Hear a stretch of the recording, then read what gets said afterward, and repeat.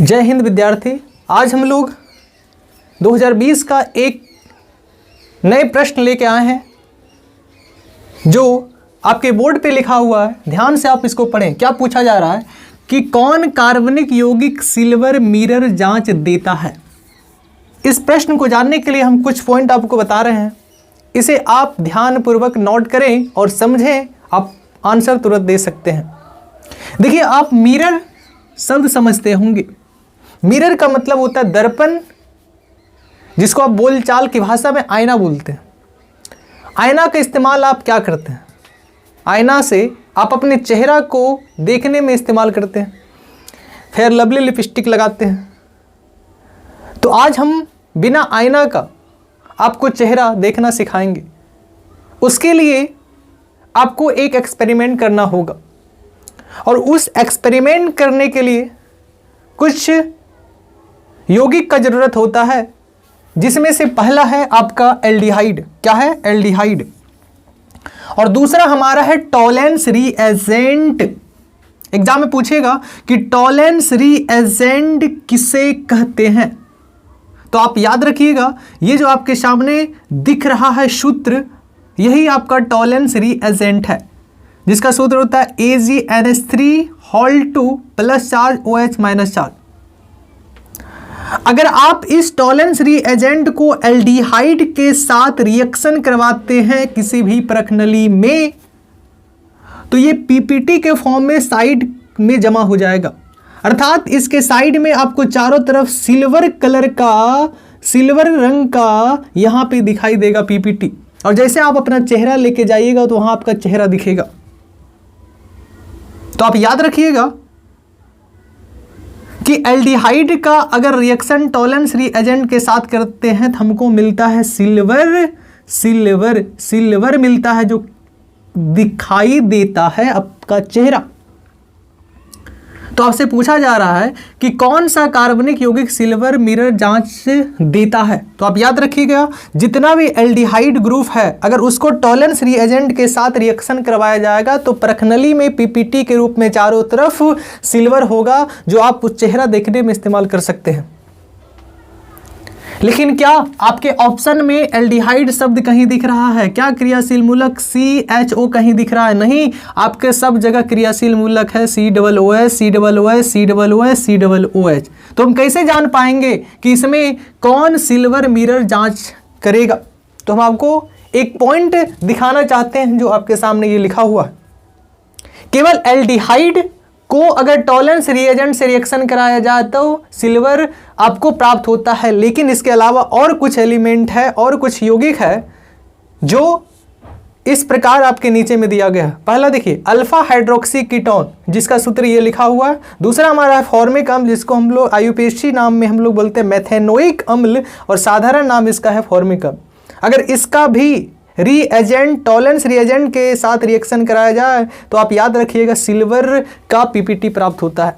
लेकिन एक चीज़ और बता देना चाहता हूं, कीटोन में केवल यही कीटोन अल्फा हाइड्रोक्सी कीटोन का रिएक्शन अगर आप टॉलेंस रिएजेंट के साथ करवाएंगे तभी आपको सिल्वर मिरर का जैसा प्रत यहाँ पे मिलेगा।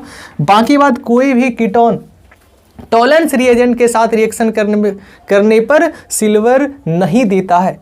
केवल ये अपवाद है जो आपके सामने लिखा हुआ है। तो बता सकते हैं कि आपके सामने 4 ऑप्शन है, तो इसका राइट आंसर क्या हो जाएगा? देखिए, ये आपको दिख रहा है या नहीं? तो इसका राइट आंसर हो जाएगा HCOOH। क्या आपको समझ में आया?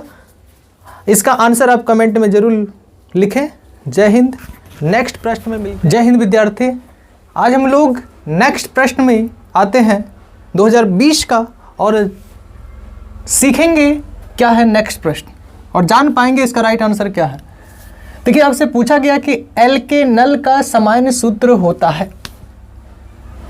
एल्केनल का सामान्य सूत्र होता है। अब बताओ, एल्केनल में आप ये अगर आप उच्चारण कीजिएगा तो अल शब्द का इस्तेमाल हो रहा है, और आपको पढ़ाया गया IUPAC नामाकरण में। अगर आप पढ़े होंगे तो आप जानते होंगे कि एल्डिहाइड ग्रुप जो होता है, एल्डिहाइड समूह जो होता है, उसका क्रियाशील मूलक CHO होता है। और एल्डिहाइड में जो हम लोग प्रत्यय लगाते हैं वो अल लगाते हैं। तो देखो, एल्केनल का जो सामान्य सूत्र होता है वो CnH2nO होगा।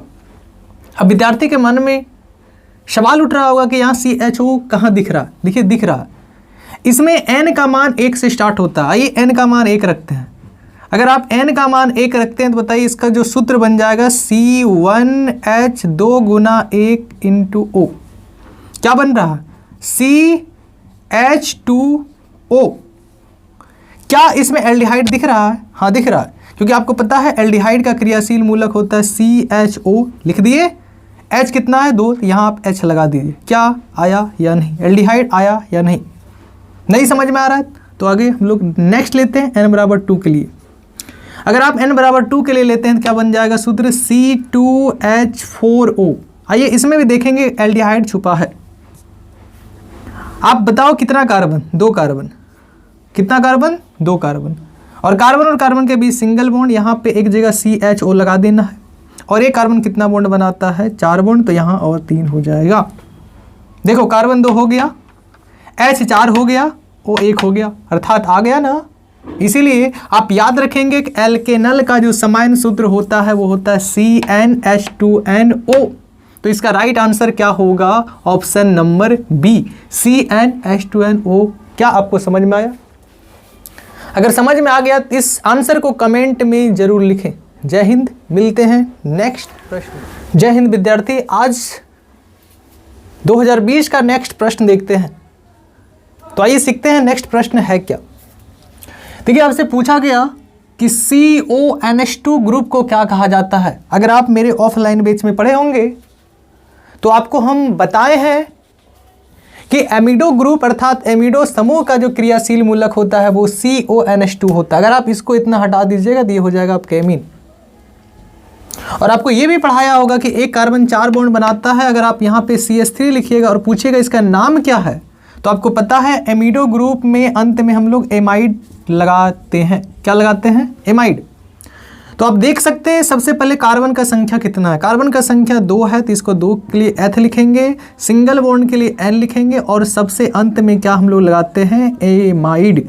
तो बताइए इसका नाम क्या हो जाएगा? एथ में एन जोड़ेंगे एथेन, एथेन में एमाइड जोड़ेंगे हो जाएगा एथेनेमाइड। तो आप बता सकते हैं कि इसका राइट आंसर क्या हो जाएगा? एमिडो समूह। कौन सा समूह हो जाएगा इसका राइट आंसर? एमिडो समूह, क्योंकि इसे हम लोग एमिडो समूह के नाम से जानते हैं। एमिडो समूह में हम लोग एमाइड लगाते हैं अंत में। तो उम्मीद करते हैं आपको समझ में आई होगी। अगर आप राइट आंसर बता रहे हैं तो कमेंट में जरूर नीचे लिखें। तो मिलते हैं नेक्स्ट प्रश्न। नेक्स्ट प्रश्न है जो आपके सामने बोर्ड पे दिख रहा है। जय हिंद विद्यार्थी, आप सब कैसे हैं? तो आइए नेक्स्ट प्रश्न को हम लोग डील करते हैं 2020 का। पूछा गया कि सिंगल बॉन्ड COOH ग्रुप के अलावा एमिनो अम्ल में पाया जाता है। तो आप याद रखेंगे CO इसके अलावा एमिनो अम्ल में भी पाया जाता है। तो इसका राइट आंसर क्या होगा? CO, जो कि आप पढ़े होंगे एल्डिहाइड नहीं, ये होता है आपका कीटोन। ये हमारा क्या होता है? कीटोन। और ये किसका क्रियाशील मूलक है? एल्डिहाइड का। किसका है? एल्डिहाइड का। ये क्या क्रियाशील मूलक है? एमीन का। और ये किसका क्रियाशील मूलक है? अल्कोहल का। तो आप ये चीज़ भी याद रख सकते हैं, क्योंकि एग्जाम में पूछा जाता है कि अल्कोहल का क्रियाशील मूलक क्या है, एमीन का क्रियाशील मूलक क्या है, कीटोन का क्या है, एल्डिहाइड का क्या है। तो आप याद रखिएगा सिंगल बॉन्ड COOH ग्रुप के अलावा एमिनो अम्ल में पाया जाता है कौन? CO अर्थात कीटोन। तो मिलते हैं नेक्स्ट प्रश्न में। जय हिंद। जय हिंद विद्यार्थी, आप सब कैसे हैं? तो आज हम लोग 2020 का नेक्स्ट प्रश्न की ओर बढ़ते हैं। 2020 का नेक्स्ट प्रश्न में आपसे पूछा गया कि कीटोन का अपचयन इसकी उपस्थिति में कराने पर क्या प्राप्त होता है। यह आपका लिथियम एल्युमिनियम हाइड्राइड या जल। आपके सामने 4 ऑप्शन दिया हुआ है। तो इसका आंसर जानने के लिए आइए हम आपको रिएक्शन सिखाते हैं। और आपको पता है ये जो CO है ये कीटोन है। तो यहाँ देखो CO को आप ऐसे लिख सकते हैं और यह है R-। यहाँ से अपचयन करवाया जा रहा है किसकी उपस्थिति में? लिथियम एल्युमिनियम हाइड्राइड या फिर जल।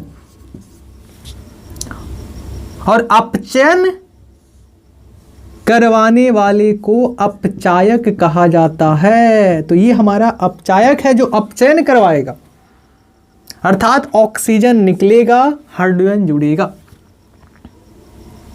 तो ये डबल बॉन्ड देखो सिंगल बॉन्ड में कन्वर्ट हो जाता है और यहाँ पे हाइड्रोजन जाके 8 हो जाता है। डबल बॉन्ड सिंगल बॉन्ड में कन्वर्ट हुआ, यहाँ पे एक H जाके ऐड हो गया और ये है आपका R-। तो आप ये बताओ कीटोन किस में बदल गया? एल्कोहल में। किस में बदल गया भाई? एल्कोहल में। आपको दूसरा एग्जांपल देते हैं, R के जगह पे लेते हैं CH3 और यहाँ पे है C डबल बॉन्ड O, इधर R- के जगह पे ले रहे हैं CH2 CH3 और इसका अपचयन करवाते हैं लिथियम एल्युमिनियम हाइड्राइड या जल की उपस्थिति में और अपचयन करवाने वाले को अपचायक कहा जाता है। अपचयन करवाने वाले अपचायक कहलाता है। तो ऑक्सीजन का ये जो डबल बॉन्ड है ये सिंगल बॉन्ड में कन्वर्ट हो जाएगा और यहाँ से H निकलेगा और H आके ऐड होगा। तो बताओ ये बन गया CH3, सिंगल बॉन्ड C, यहाँ हो गया OH, यहाँ हो गया CH2, इधर हो गया आपका CH3। अर्थात ये आपका डबल बॉन्ड जो है इसका भी है, अर्थात एक H यहाँ भी लगेगा और एक H यहाँ भी लगेगा, सेम इसी प्रकार यहाँ भी होगा। तो आप देख रहे हैं कि OH जिस कार्बन से जुड़ा है ये कार्बन कितना कार्बन से जुड़ा है? 2 कार्बन से, इसीलिए इसको क्या बोलते हैं? 2 डिग्री एल्कोहल। क्या बोलते हैं भाई? 2 डिग्री एल्कोहल, जिसको आप सेकेंडरी एल्कोहल के नाम से भी जानते हैं। तो आप इस चीज को याद रखिएगा कि अगर कीटोन की अभिक्रिया अपचायक की उपस्थिति में करवाते हैं अर्थात अपचयन करवाते हैं तो आपको एल्कोहल मिलेगा और आपको हमेशा और हमेशा क्या मिलेगा? 2 डिग्री एल्कोहल। तो बताओ इसका राइट आंसर क्या हो जाएगा? Secondary alcohol. कैसा लगा? अब कमेंट में जरूर बताएं कैसा लगा ये। तो आइए हम लोग नेक्स्ट प्रश्न में मिलते हैं। जय हिंद विद्यार्थी। आइए हम लोग नेक्स्ट प्रश्न में मिलते हैं 2020 का। आपके बोर्ड पे लिखा हुआ है कीटोन का क्रियाशील मूलक होता है। तो आप लोग सभी जानते होंगे कि ये जो क्रियाशील मूलक है ये अल्कोहल है, ये कार्बोक्सिलिक अम्ल है, ये एल्डिहाइड है, तो बचा हुआ ही तो कीटोन होगा। अर्थात CO किसका क्रियाशील मूलक है? कीटोन का। CO किसका क्रियाशील मूलक है? कीटोन का। और आपकी जानकारी के लिए बता दें कि हमारा जो कीटोन है, अगर आप इस कीटोन में एक तरफ H लगाते हैं एक तरफ R लगाते हैं तो बताओ ये क्या बन जाएगा? एल्डिहाइड। दूसरा पॉइंट, अगर आप दोनों तरफ R लगाते हैं तो ये आपका क्या बन जाएगा? कीटोन। अगर आप इस में एक तरफ OH लगाते हैं एक तरफ R लगाते हैं तो ये बताओ क्या बन जाएगा? कार्बोक्सिलिक अम्ल। तो आप ये चीज जानकारी रखेंगे। अगला क्वेश्चन है कि निम्नलिखित में से कौन एल्डोल संघनन में भाग लेता है? तो सबसे पहला आपके दिमाग में सवाल उठा होगा कि व्हाट इज एल्डोल संघनन। तो देखिए यहां पे लिखा हुआ कि ऐसे एल्डिहाइड जिनमें अल्फा हाइड्रोजन परमाणु पाया जाता है यही भाग लेगा। ऐसे एल्डिहाइड जिनमें अल्फा हाइड्रोजन परमाणु पाया जाता है, समझिए ऐसे एल्डिहाइड।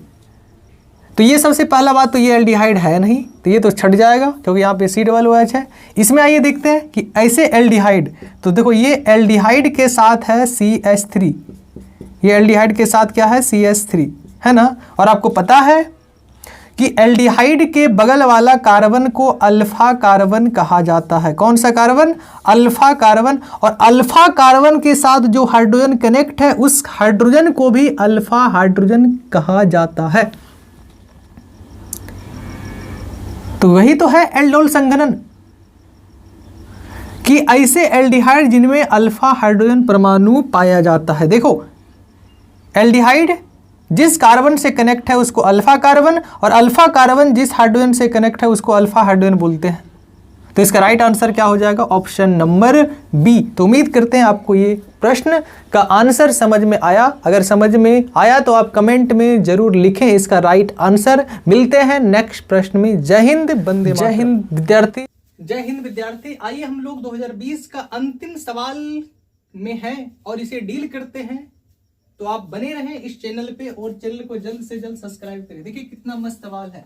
पूछा जा रहा है एनिलीन में पाई बॉन्डों की संख्या कितनी है। तो आपको पढ़ाया गया कि सिंगल बॉन्ड को सिग्मा बोलते हैं, डबल बॉन्ड में एक होता है पाई, दूसरा होता है सिग्मा, और ट्रिपल बॉन्ड में दो हमारा होता है पाई और एक हमारा होता है सिग्मा।